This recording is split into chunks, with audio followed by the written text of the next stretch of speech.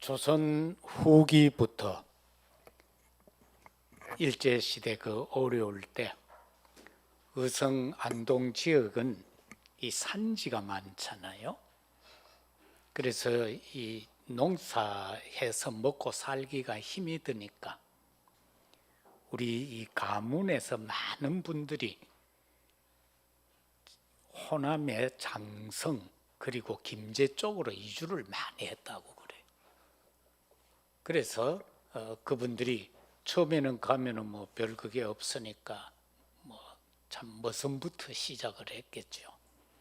그러면서 세월이 흐르는 동안에 분홍들이 되면서 그렇게 우리 시골에 가면은 그 선조 그 제실하고 하는데 보면 그분들이 크게 집을 짓고 뭐 세우는데 공헌을 많이 했다고 보니까 뭐 그런 걸 기록을 해뒀더라고요.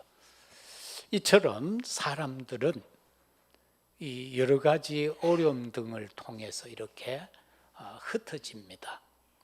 고려 시대에도 보면은 원나라에 우리가 많은 처녀 아이들을 공녀로 바치죠. 그래서 그 가운데에는 기황후라는 걸출한 황후도 배출이 되고 또 청시대에는 소현세자가 벌묘로 잡혀가죠. 그래서 거기에서 많은 학문을 신학문을 그리고 천주교를 받아들여서 이제 조선 땅으로 왔는데 아버지조차도 그리고 훈구 대신들이 그걸 싫어해서 독사를 해버립니다. 그래서 역사학자들은 그러죠. 그 소현세자가 왕이 되었더라면은 조선은 200년 정도 이상은 일찍 개화를 했을 거다. 이처럼 그 흩어짐은 하나님의 절대적인 계획이 있습니다. 그럼에도 그거를 받아들이지 못할 때에 바로 깨닫지 못할 때에는 이런 또 어려움이 있기도 하고요.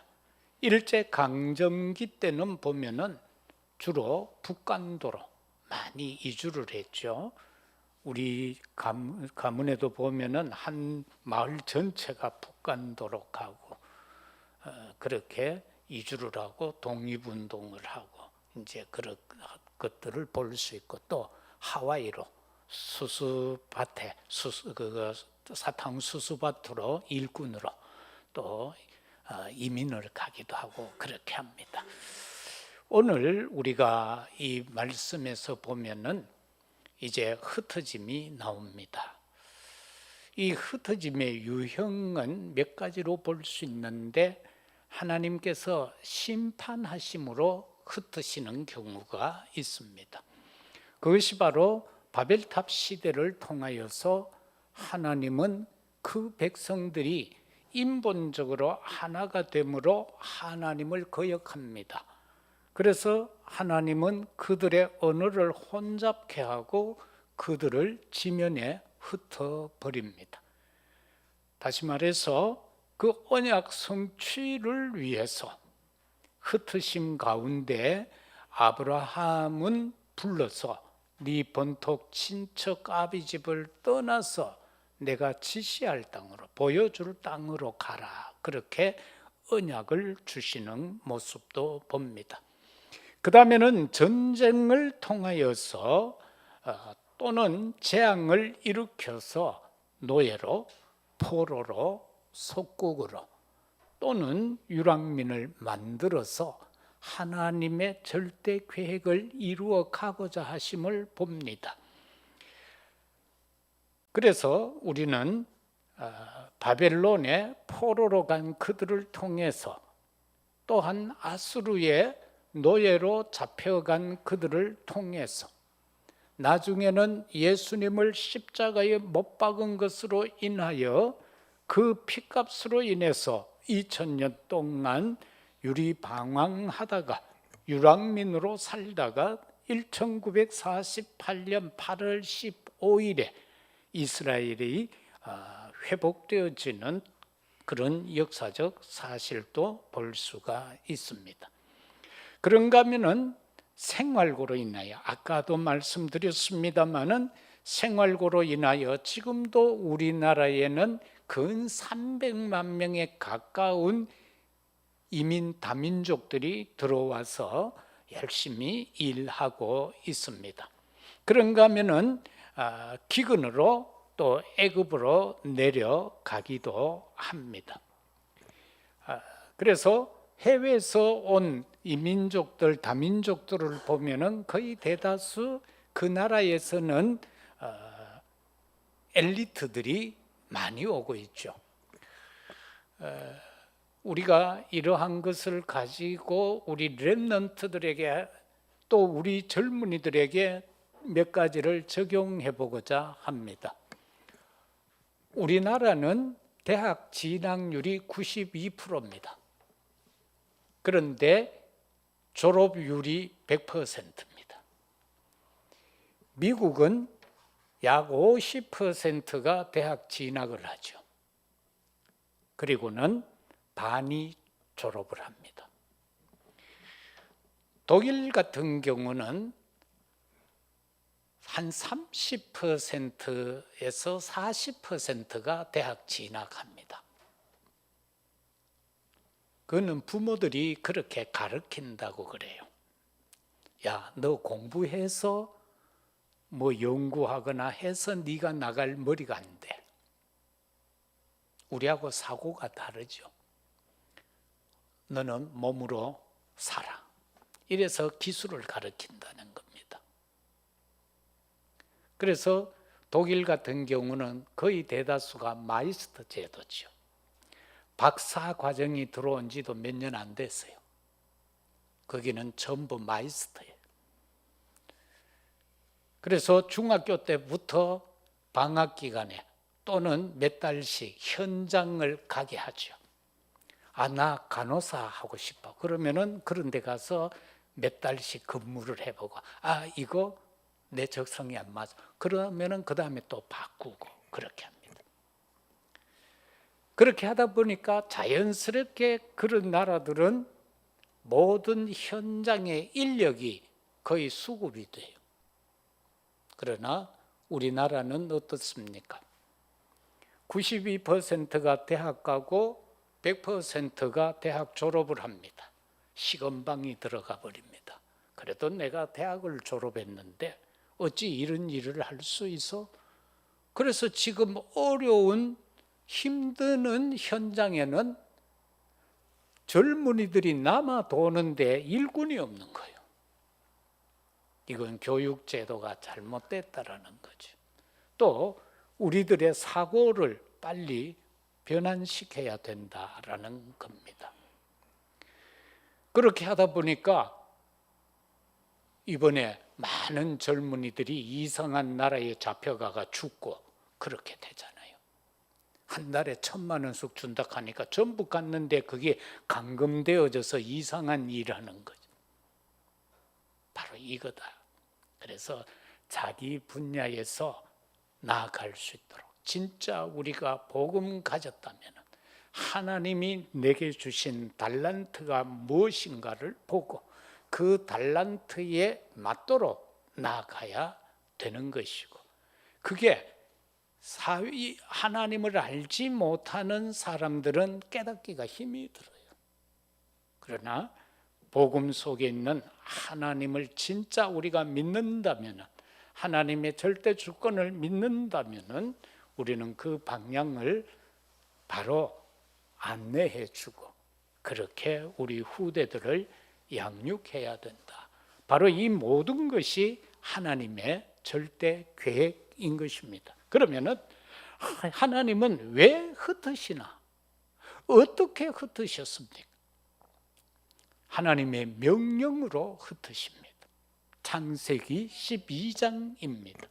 네 본토 친척 아비 집을 떠나라. 내가 보여줄 지시할 땅으로 가라. 이게 하나님의 절대 계획입니다. 그래서 왜 흩으셨어요? 어떻게? 남은 자로 흩어버렸고 순례자로 흩어버렸고 남는 자 또는 남을 자, 남길 자로 흩어버린 겁니다. 그런가 하면은 어떻게 흩으셨나요? 형제 또는 가족의 갈등으로 흩어버립니다. 그것이 창세기 37장에 나오는 바로 요셉과 형들의 갈등 속에서 형들에 의하여 팔리움을 받고 노예로 가서 결과적으로는 하나님의 뜻을 이루어 세계 복음화에 쓰임받는 그릇된 것을 우리가 보게 됩니다. 그런데 무조건 노예로 팔려가면은 시기와 갈등, 질투 속에서 팔려가면 다 성공하느냐? 그거 아니지요. 요셉은 언약을 붙잡았습니다.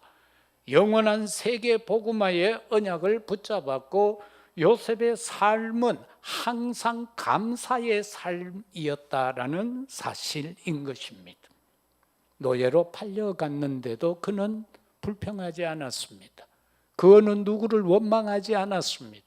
총리가 되었을 때에 형들을 만났을 때에 형들이 벌벌 떨고 있습니다. 이제 우리는 죽었다.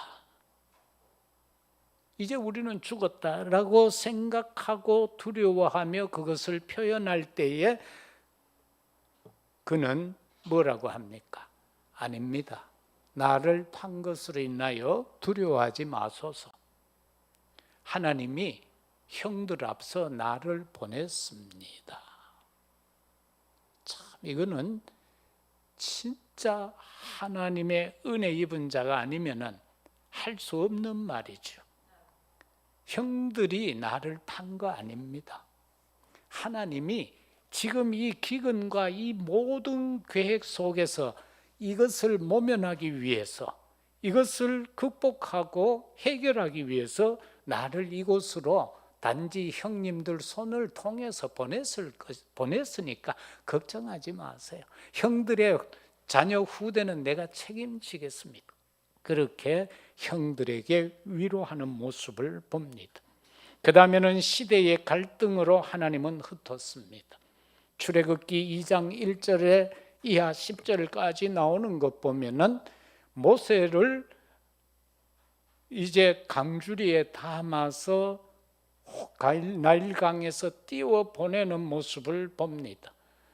이제 히브리인들이 자꾸 번성하니까 이 바로가 또 그 신하들이 낸 계책이 뭡니까?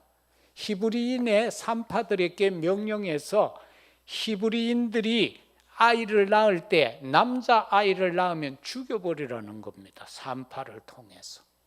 그런데 모세가 태어났을 때에 하나님이 산파에게 은혜를 입혀서 모세를 살리게 하죠. 집에서 숨겨 6개월을 키웁니다.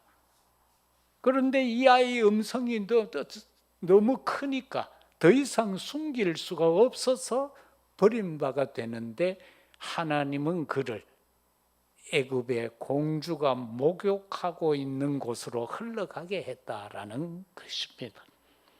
이것이 바로 시대 갈등을 통해서 그 속에서 하나님이 흩으셨습니다.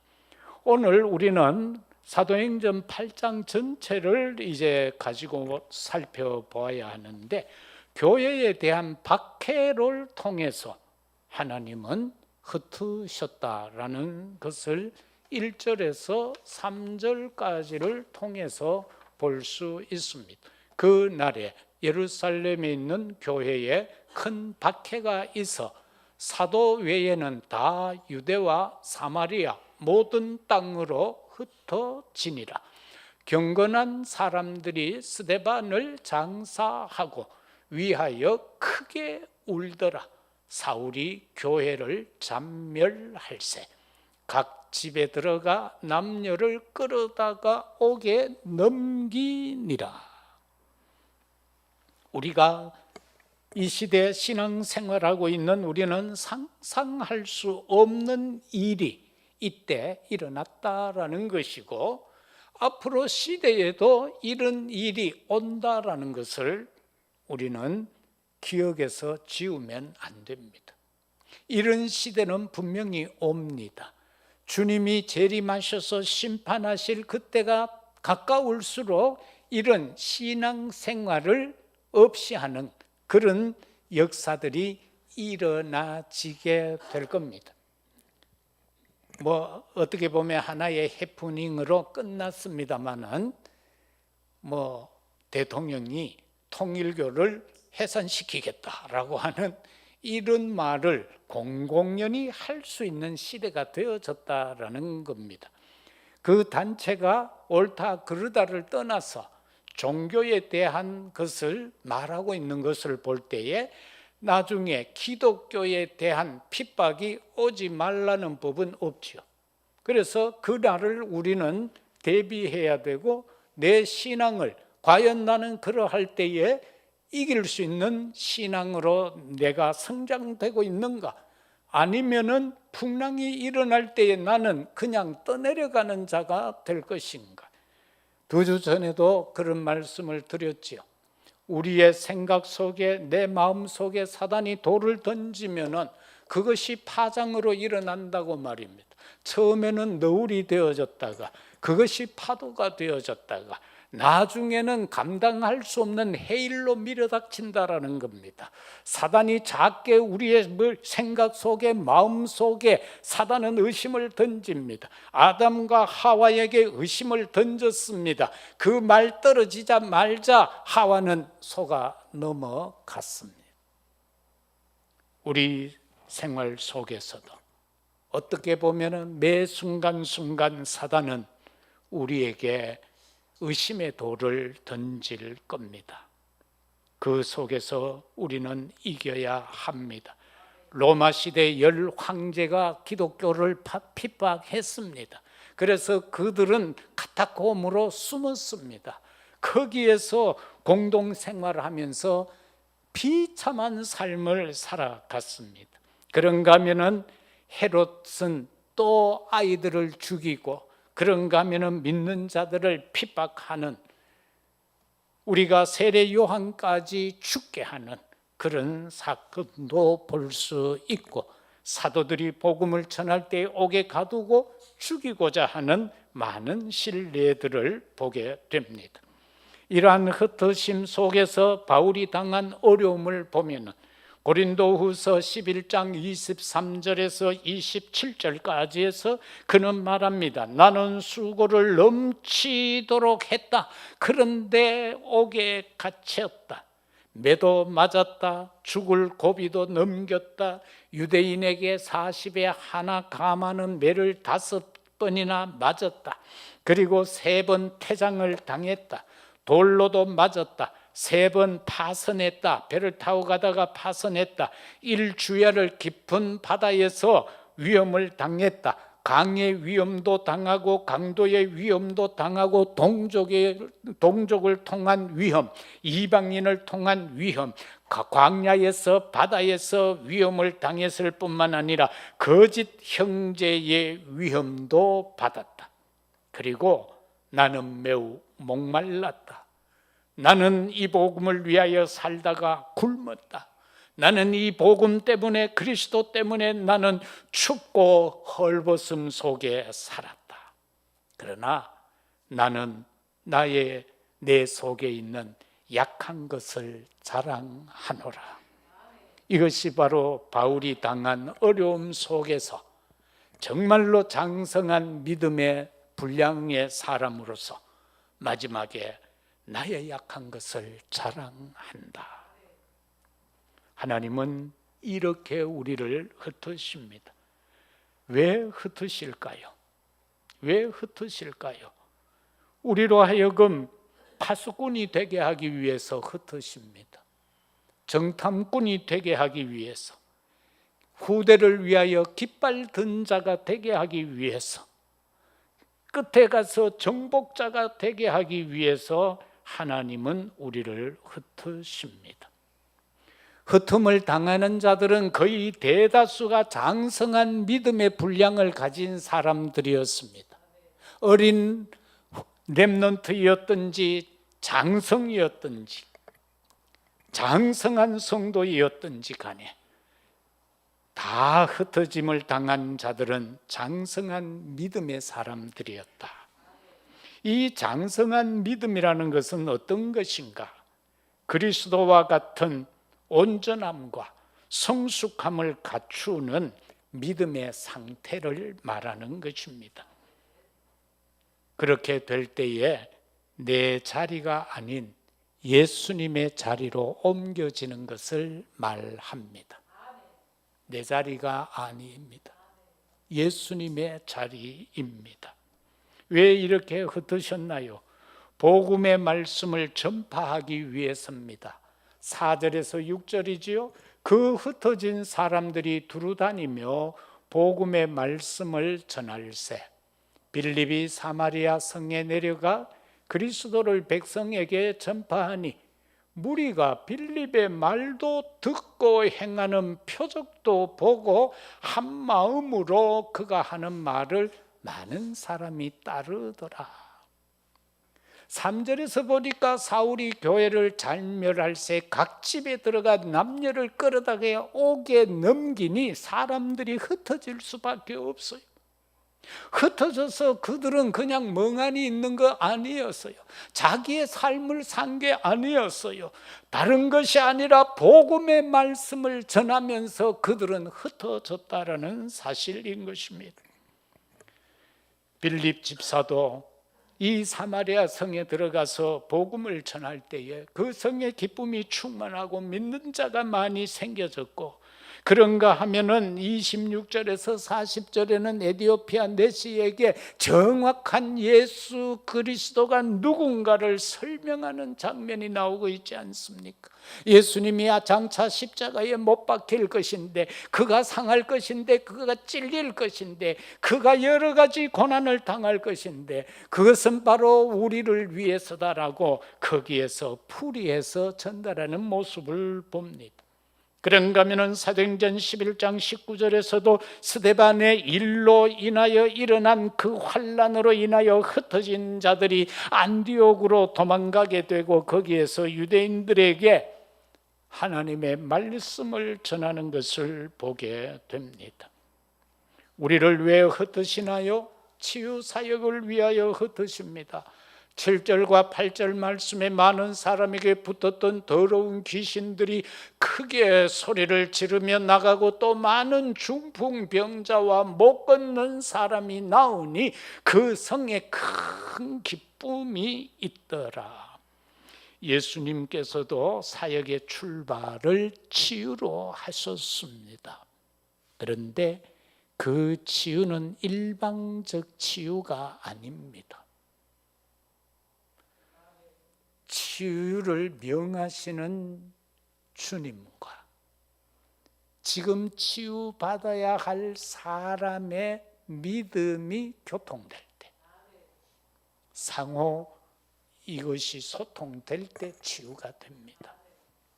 그래서 예수님은 치유를 하면서 죄 문제를 언급합니다.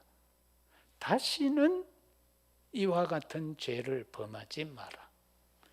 치유를 하면서 네 죄 사함을 받았다. 이 의미를 오늘 이 시대 저와 여러분이 간직해야 합니다. 우리는요, 남을 위하여 기도할 때도 기도하는 내가 먼저 나 자신을 정결케 해야 됩니다. 성결케 해야 합니다. 하나님 앞에 먼저 내 죄를 고백해야 합니다. 그리고는 누군가를 위하여 기도할 때 하나님이 들어주신다라는 사실입니다. 야고보서에서 그렇게 하잖아요. 장로들을 청하여 기도 받을 때에도 그렇게 말씀하고 계십니다. 그래서 우리는 오늘 이 시대 세계 복음화를 위하여 참으로 연약한 약한 나라들을 얼마나 많습니까? 그 가운데는 5천 종족 수많은 수십만 종족이 살아가고 있습니다. 그들에게 많은 어려움 속에 문제 속에 있는 그들을 치유하는 것부터 시작해야 한다. 그래서 오늘 이 시간에 저와 여러분도 연약한 부분이 있을진데 그 문제를 가지고 하나님 앞에 내 신앙을 고백해야 합니다. 그리고 하나님 앞에서 나의 연약함을 고백해야 합니다. 내가 아버지 뜻대로 살지 못한 것을 고백해야 합니다. 그래야만 정확한 응답의 역사가 이루어지게 될 것입니다. 왜 흩었습니까? 하나님의 나라를 온 세계의 땅끝까지 전파하기 위해서 흩으셨습니다. 오직 성령이 너희에게 임하면 너희가 권능받고 예루살렘, 유대, 사마리아 땅끝까지 이르러 내 증인이 되리라. 12절에서는 예수 그리스도 이름을 위하여, 빌립이 하나님의 나라와 및 예수 그리스도의 이름에 관하여 전도함을 그들이 믿고 남녀가 다 세례를 받으니라.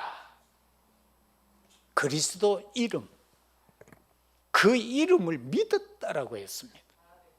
그는 참 선지자요 참 제사장이요 참 왕이라는 그 이름, 그걸 믿을 때에 하나님께서는 역사하시는 겁니다. 여호와 하나님의 이름도 여러 가지가 있지 않습니까? 상황에 따라 그 하나님의 이름의 표현이 달라지고 있습니다. 그 이름을 저와 여러분은 알아야 된다라는 것입니다. 흩으신 언약적 비밀이 있습니다. 그냥 흩은 것 아닙니다. 비밀 가지고 흩으셨고 우리로 하여금 그 비밀을 깨닫게 하십니다. 그것들이 바로 우리 각자에게 주어진 축복입니다. 나에게 어떤 축복이 주어져 있는가? 그거를 저와 여러분들은 붙잡아야만 합니다. 이미 하나님은 다 주셨는데,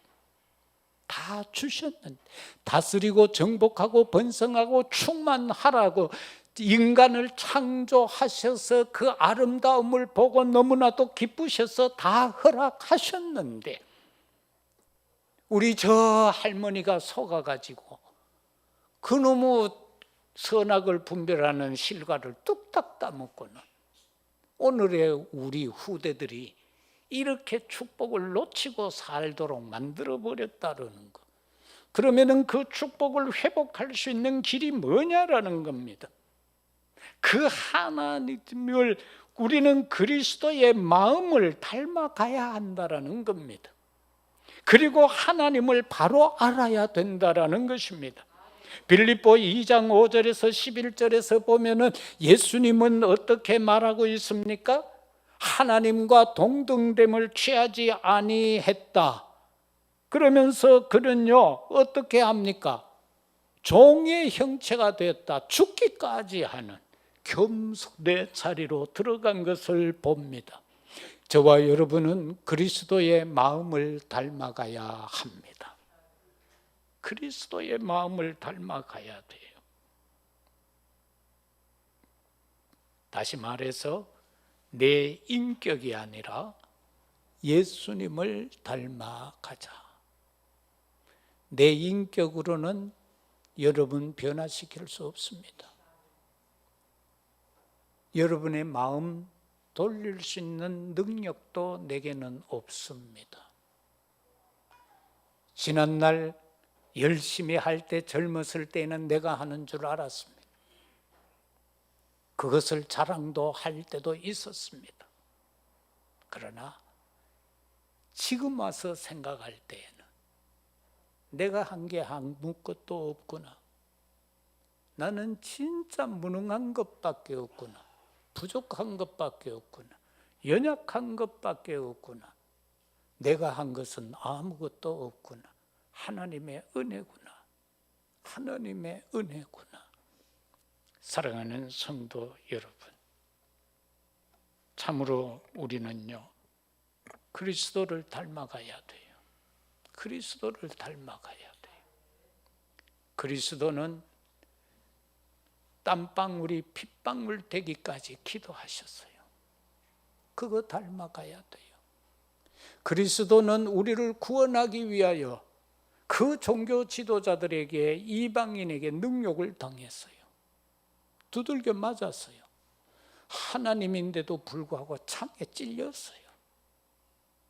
멸시를 받았어요. 침뱉임을 당했어요. 그러나 우리는 나의 그 알량한 자존심 때문에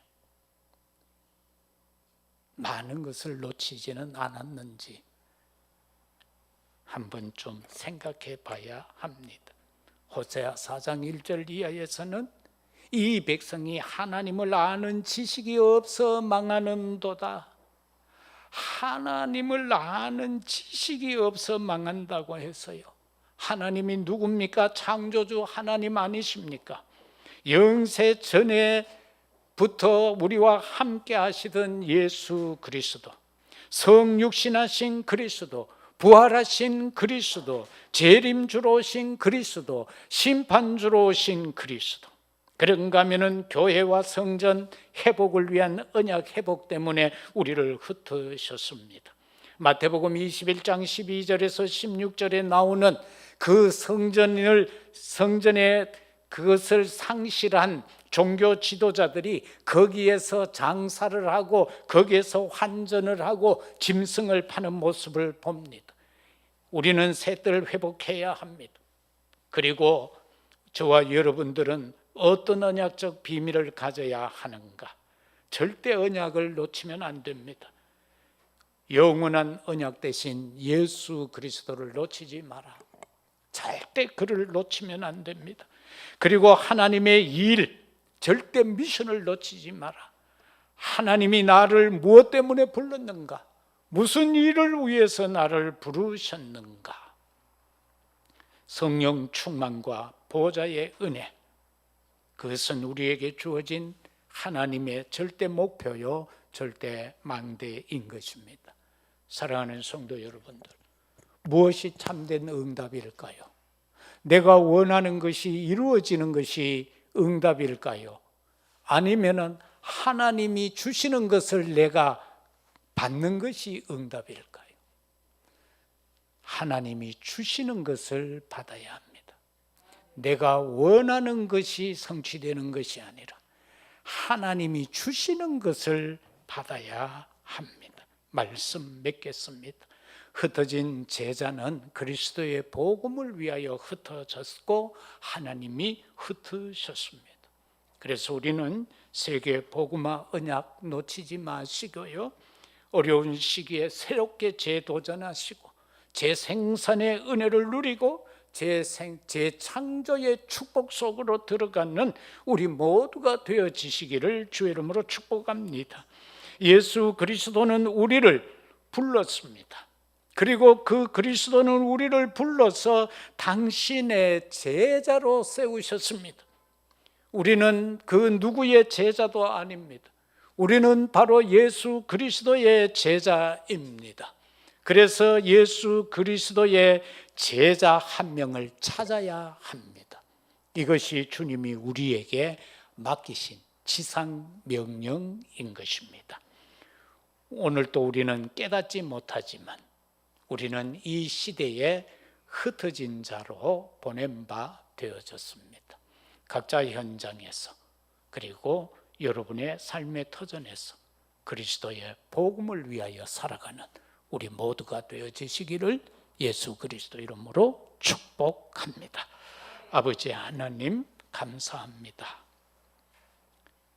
허물과 죄로 흩어졌지만 하나님은 우리를 그리스도를 통해서 아버지의 은혜의 나래로 불러 모았습니다. 참으로 감사합니다. 참된 흩어짐의 제자가 되도록 인도하시고 역사하여 주옵소서. 우리에게 맡겨주신 큰 은혜의 역사가 이루어지도록 축복하옵소서. 예수 그리스도 이름으로 기도드려옵나이다. 아멘.